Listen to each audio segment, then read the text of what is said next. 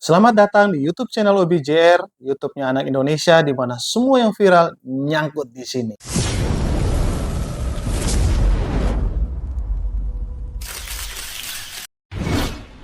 Oke guys, tanpa basa-basi kita langsung ke inti dari video ini, di mana kita akan bahas tentang pelatih timnas Indonesia yang viral hari-hari ini karena telah berhasil membawa timnas Indonesia masuk semifinal. Dari yang diharapkan 8 besar, tapi berhasil masuk ke semifinal setelah mengalahkan Korea Selatan. Wah, oke. Teman-teman pasti bertanya, siapa Sintayong? Apa yang terjadi dengan Sintayong? Sampai di eh,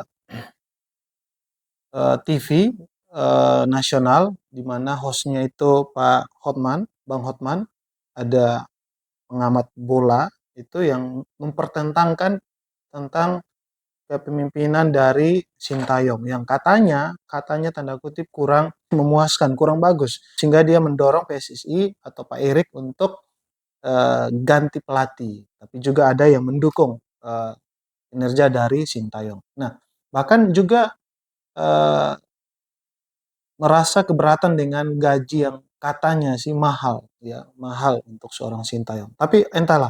Nah, mungkin juga teman-teman penasaran tentang Sintayong yang kemarin ketemu dengan atau mengalahkan Korea Selatan itu punya sejarah yang kelam di belakang tentang perjalanan karir kepelatihan dari Sintayong. Nah, tapi sebelum jauh ke sana, saya mau bawa teman-teman untuk kenal dulu siapa Sintayong. Nah, jadi menurut di catatan saya, teman-teman nanti boleh lihat. Saya bandingkan kalau seandainya berbeda, boleh di komen ya. Oh, ini ada yang belum pas. Bisa aja sumber yang saya dapat kurang akurat. Karena ini saya ambil dari Google juga.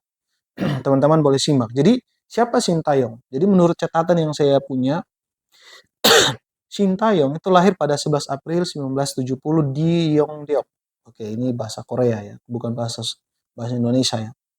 Korea Selatan. Karir sepak bolanya dimulai sebagai pemain di klub Seongnam FC sejak 1992 hingga 2004. Tahukah saudara, di 1992 saya baru usia 1 tahun. Oke, jadi beliau sudah mulai berkarir di sepak bola mulai dari tahun 1992 sampai 2004. Lama sekali ya. Jadi pemain legend di Seongnam FC. Lalu Sintayong juga itu pernah bermain di tadi di Seongnam FC. Klub ini sempat menjuarai dari tahun 1992 waktu dia bergabung sampai 2004 itu pernah menjuarai 3 kali apa Piala Liga itu berturut-turut sebanyak 3 kali dari 2011 sampai 2003. Dan dalam karirnya Sintayong itu pernah menangkan 2 kali MVP ya pada 1995 dan 2001.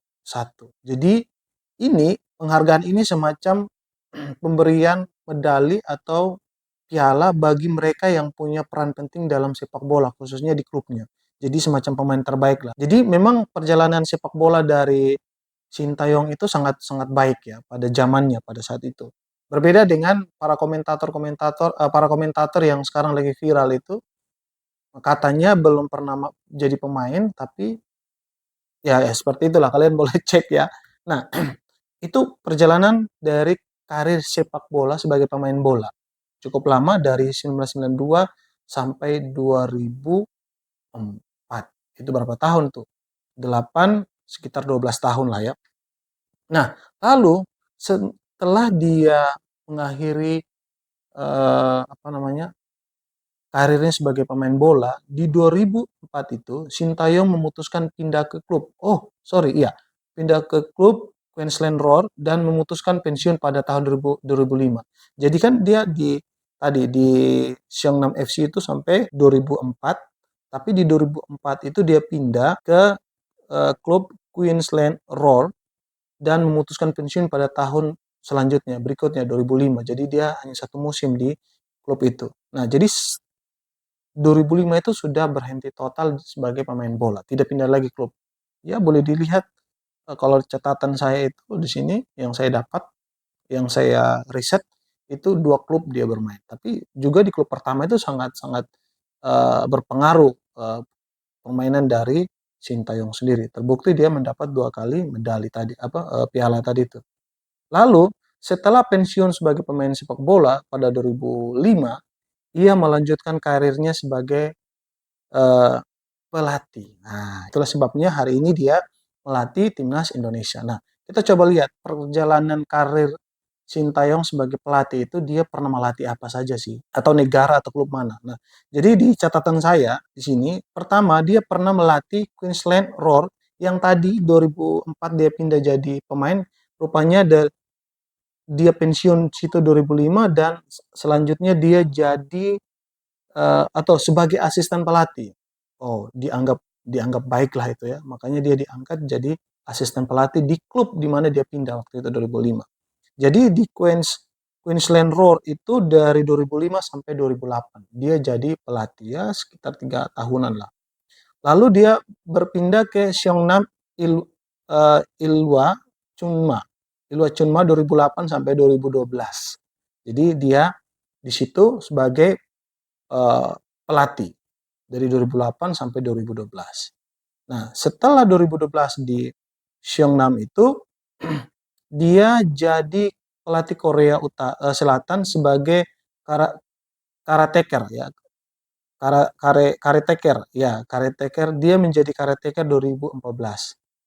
Dia sempat nganggur di 2013 ya. 2015 lalu dia pernah menjadi asisten pelatih di timnas Korea Selatan dari 2015 sampai 2017. Jadi sebenarnya dia ini bukan kaleng-kaleng guys. Jadi bukan sebagaimana yang kalian dengar hari ini lagi viral tentang kualitasnya yang harus diganti, ayo harus diganti. Tapi memang dia punya perjalanan, kita tahu sendiri Korea Selatan itu sering atau selalu ikut Piala Dunia dan permainannya sangat bagus. Meskipun belum terima piala ya. Lalu ya, dia sudah jadi asisten pelatih di timnas Korea Selatan dari 2015 sampai 2017. Lalu selanjutnya next 2015 ya sampai 2016. Jadi sementara jadi asisten pelatih tadi di 2016 itu sampai 2017, dia itu menjadi pelatih di timnas Korea Selatan usia 23. Ya, jadi di usia 23 itu seperti sebagaimana hari ini dia tangani Indonesia ya. Di usia 23 itu dari 2015 sampai 2016. Jadi hanya satu kali atau satu musim aja.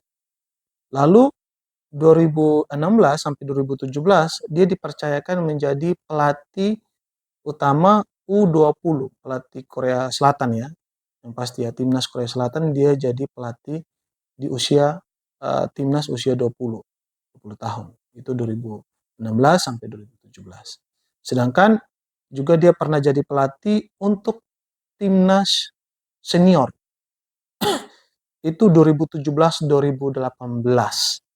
Inilah momen di mana dia membawa timnas Korea Selatan itu masuk dan ikut Piala Dunia di Rusia waktu itu. Di mana yang menggemparkan saat itu adalah ketika dia mengalahkan eh,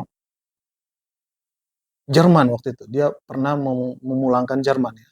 Itu dari kinerja dari Sintayong sebagai seorang pelatih dan itu sangat uh, ramai sekali. Tapi di momen itu juga di tahun 2018 itu juga Sintayong dan anak asuhnya timnas senior saat itu gagal laju ke final atau gagal menjuarai atau tidak sampai menjuarai Piala Dunia saat itu. Sehingga ini membawa kekecewaan yang sangat besar buat eh, pendukung sepak bola atau organisasi sepak bola yang ada di Korea Selatan saat itu. Mereka sangat kecewa atas kepemimpinan dari Sintayong yang tidak berhasil membawa timnas ini menjuarai Piala Dunia pada saat itu. Nah, semenjak saat itu dia dipecat ya sama federasi sepak bola mereka. Kalau kita PSSI, kalau mereka apa begitu ya. Jadi mereka Sintayong ini dipecat.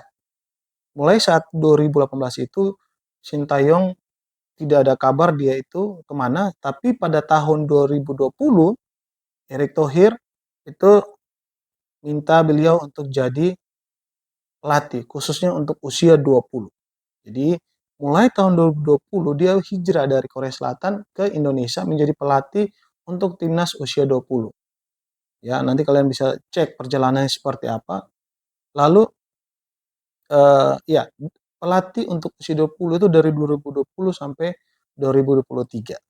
3 tahun kontraknya. Sedangkan juga dia ditunjuk sebagai pelatih usia 23 yang sekarang ini dia pegang dan bawa sampai ke semifinal Piala Asia di Qatar itu. Dia rencananya dikontrak dari 2020 sampai sekarang ini. Nah, rencananya juga katanya mau diperpanjang, tapi masih ada pro dan kontra. Tapi kalau kita ikuti media, menurut Erick Thohir, eh, kontrak Sintayong akan diperpanjang kalau berhasil membawa timnas U23 itu masuk 8 besar. Dan ternyata bukan hanya 8 besar, tapi sampai ke semifinal. Itu sudah sesuatu yang saya pikir ini akan diperpanjang kontraknya menurut saya. Dan itu perjalanan karir dari Sintayong ya. Sintayong dari jadi seorang pemain bola, jadi pelatih, bahkan dia pernah dilempari telur. Nah, dia pernah dilempari telur oleh eh, pendukung sepak bola di Korea Selatan atau orang-orang yang ada di Korea Selatan. Itu menunjukkan kalau tradisi di Korea Selatan itu bahwa kalau mereka kecewa terhadap pemerintahan, kecewa terhadap seperti pemain bola ini, timnas ini, mereka meluapkan kekecewaan mereka dengan cara melempari eh, dengan telur busuk atau semacamnya lah. Jadi itu menunjukkan kekecewaannya. Nah, jadi Sintayong itu pernah hadapi itu dan pada momen itu dia dipecat. Oke. Nah, tapi berbeda ceritanya ketika dia masuk ke Indonesia. Oke, nanti kita lihat bagaimana uh, peran Sintayong nanti di Indonesia. Kalau teman-teman perhatikan ranking FIFA itu, nanti saya coba bahas di video yang satu nanti ini, kalian bisa cek di atas ini, saya akan coba bahas nanti, saya akan tautkan linknya, bahas tentang bagaimana pergerakan ranking FIFA dari yang seratusan, jadi mendekati belasan sekarang, kalau nggak salah. Hampir-hampir eh, nggak di seratusan ya. Semoga lolos kalau masuk di final ini, bahkan ranking semakin baik. Oke, di video ini juga saya coba bahas ya mengenai bahagia dan atau bahagia versus sedihnya Sintayong. Kenapa saya bilang bahagia versus sedihnya Sintayong? Pertama begini, dia bahagia karena berhasil membawa anak asuhnya itu masuk semifinal setelah mengalahkan Korea Selatan. Tapi saya juga bilang kenapa dia sedih? Karena apa? Dia telah memulangkan anak-anak Korea Selatan, di mana Sintayong itu sendiri adalah orang Korea Selatan asli dan juga dia pernah menjadi pelatih mereka dan pernah berdiri menyanyikan lagu kebangsaan mereka, berharap mereka menjadi juara, tapi dia sedih dengan terpaksa mereka dipulangkan karena kalah penalti dari Indonesia. Nah, jadi ada beberapa fakta yang saya mau sampaikan melalui pembahasan ini, yaitu bahagia versus sedih. Pertama, tadi di cerita awal saya sampaikan bahwa 2018 Sintayong itu gagal membawa timnas senior Korea Selatan masuk bukan masuk, menjuarai Piala Dunia, kalah saat itu ya. Saya lupa kalah dengan siapa. Dan itu membawa kekecewaan yang sangat besar di masyarakat pencinta sepak bola yang ada di Korea Selatan.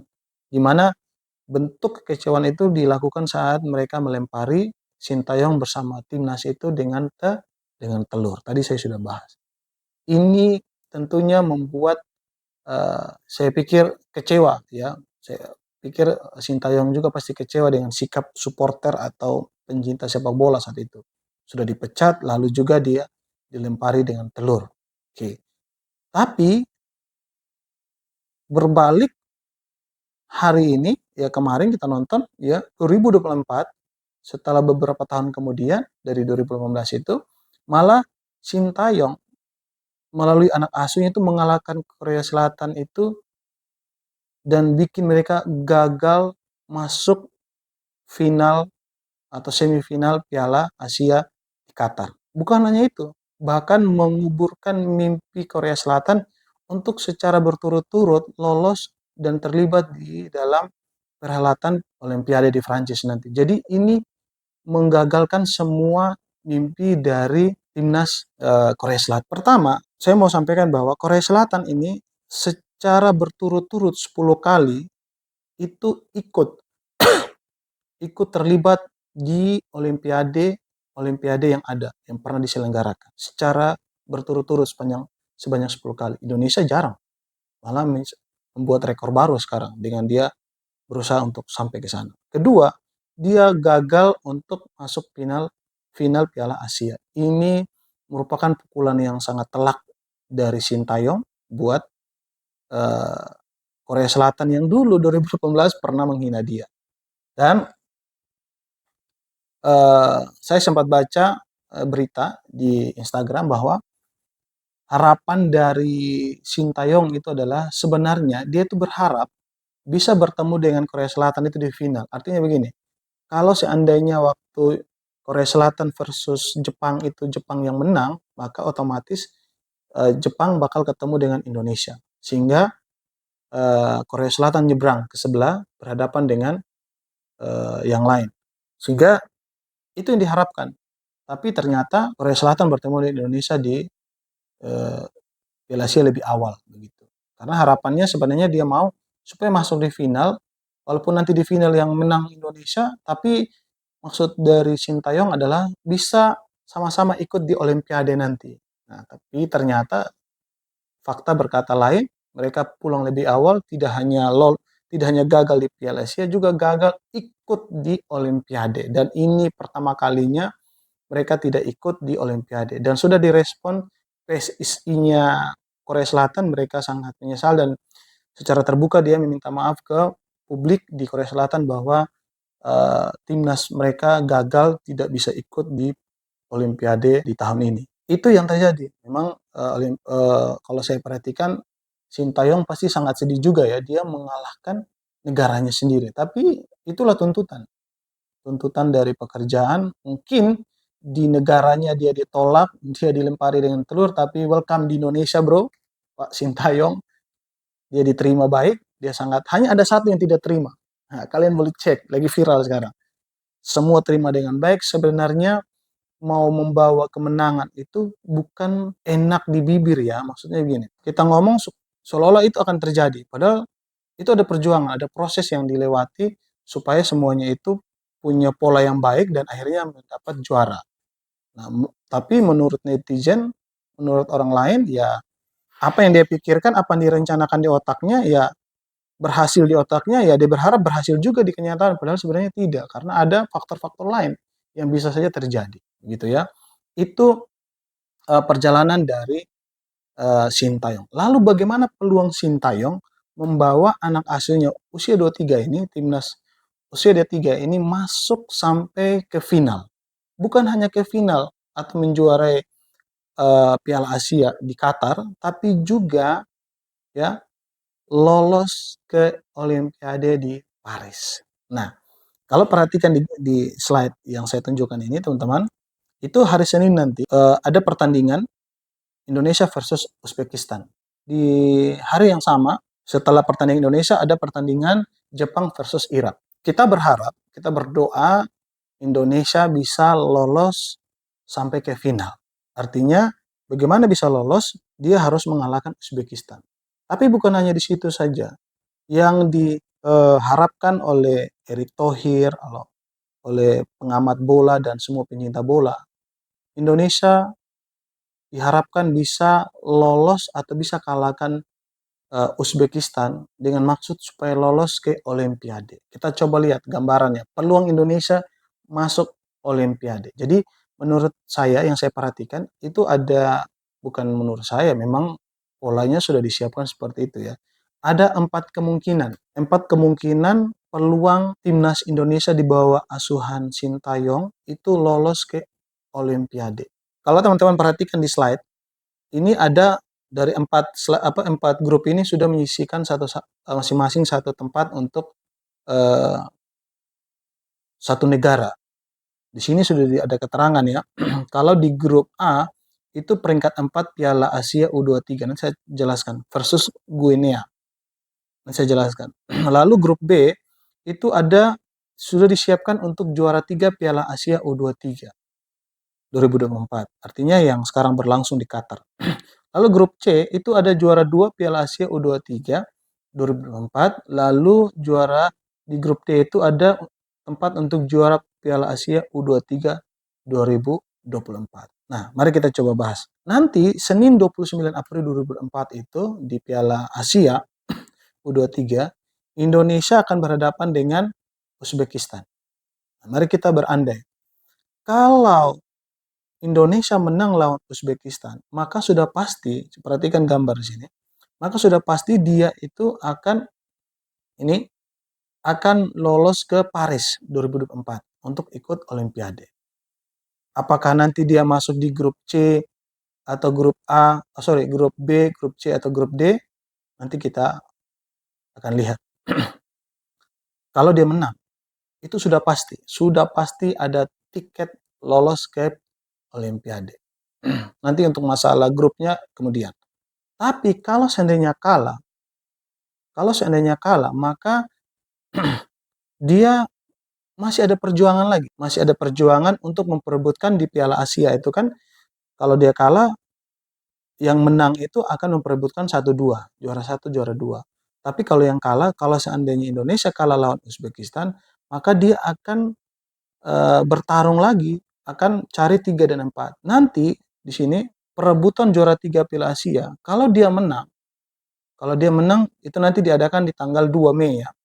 Kalau Indonesia menang dari lawannya nanti apakah Irak atau Jepang, maka dia mendapat juara 3 di Piala Asia, tapi sekaligus lolos masuk ke Olimpiade di Paris. Dia akan lolos. Nah, kalau dia juara 3, kalau seandainya dia juara 3 di Piala Asia, teman-teman perhatikan, kalau dia juara 3, maka dia akan masuk di grup B. Dia akan bertemu dengan Argentina. Wow, ketemu dengan pemain-pemain bagus di sana ya. Jadi dia ketemu dengan Maroko dan Ukraina. Kalau seandainya dia menang juara 3 di Piala Asia. Mari kita kembali yang tadi.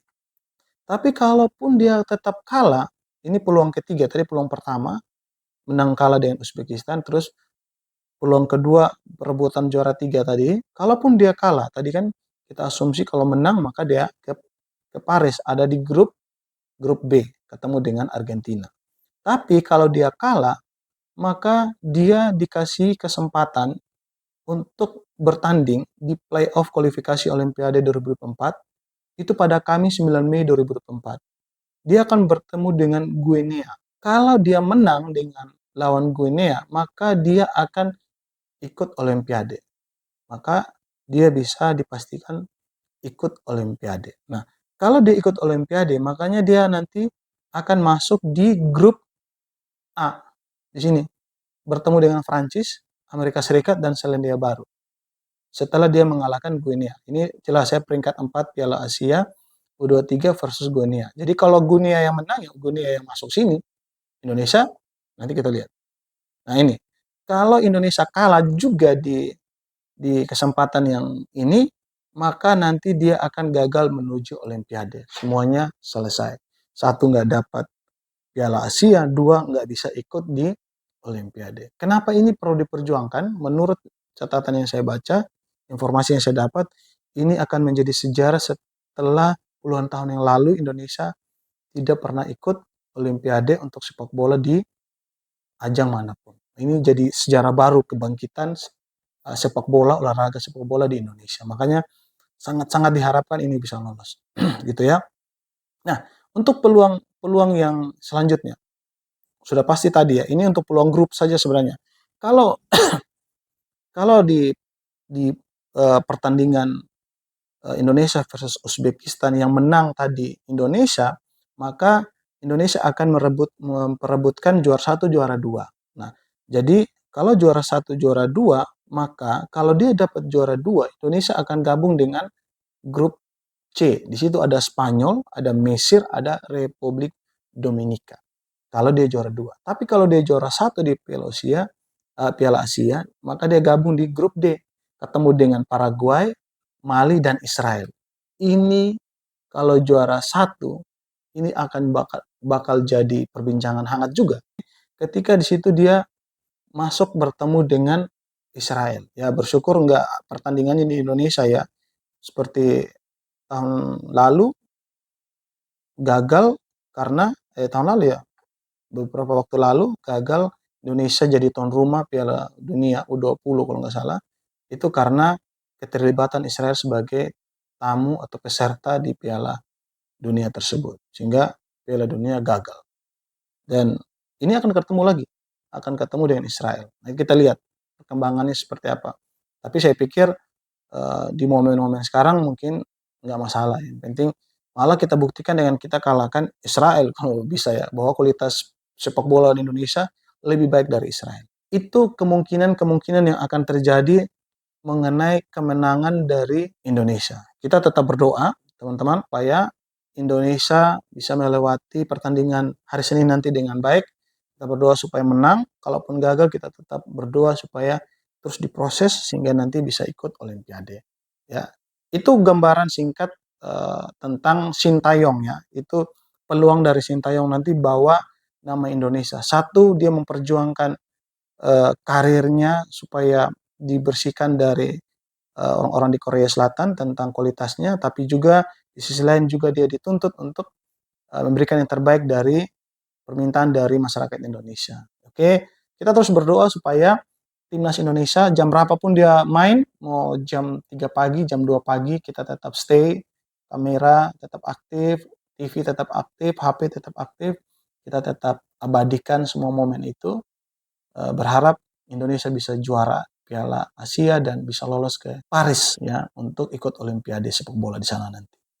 Nah, terakhir dari saya, mari kita sebagai anak muda Indonesia yang baik, kita memberikan komentar yang positif, mendukung, dan juga kita sama-sama membangun satu dengan yang lain supaya kita menjadi lebih baik dan berkembang. Kalaupun ada sesuatu yang keliru dari mereka yang perjuangannya luar biasa seperti pemain bola atau pelatih, karena kita bicara bola, saya pikir kita boleh berkomentar dengan bijaksana, positif, dan tentunya membangun ke depannya supaya lebih baik. Ya. Jangan kita menjatuhkan karena itu tidak baik. Oke, itu saja dari saya. Salam olahraga, tetap semangat untuk timnas Indonesia, tetap sehat di sana, dan kita siap tunggu pialanya di Jakarta. Kita akan kumpul nanti. Oke, terima kasih.